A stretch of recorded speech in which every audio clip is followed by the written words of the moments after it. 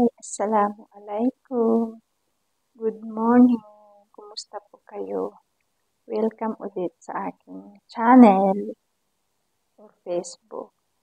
Ayun guys, ngayon ulit ako nakapag-video kasi nga guys, nagkasakit ako pagkatapos kinabukasan ng wedding ng pinsan ng aking asawa ay nagkasakit ako at pati na rin yung aking biyanan.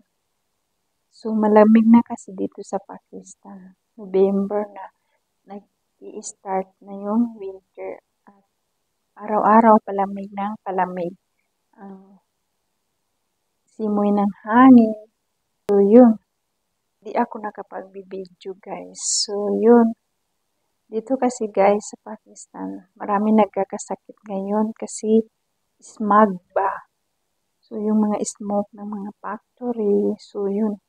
Pag lumalabas ka, makikita mo yung parang siya, kumbaga sa Maguindanao nagabon.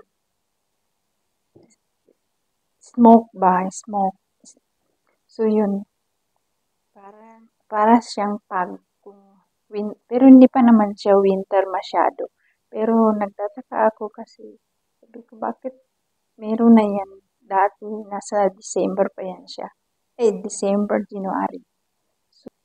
So, marami daw nagkakasakit, marami nagpapa-ospital. So, noon kasi guys, nung nag-attend kami ng kasal, yung function na binintahan nila ay sa labas. So, walang so open talaga yung hall na binintahan nila. So, yun, kinabukasan nagkasakit yung katawan ko. At sumakit yung ulo ko, pati yung aking biyanan.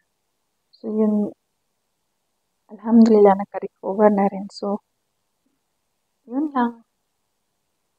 At ipapakita ko sa inyo sa labas, guys, kung ano ba yung sinasabi ko na smog or smoke. Nang dahil daw sa smog na yan, ay nag-lockdown dito. Yan yung karsada palabas sa amin. So, tingnan nyo guys, yung smog. Punta tayo sa terrace. Pakita ko sa inyo guys. So, tingnan nyo, diba? Para siyang gabon sa Maguindanao.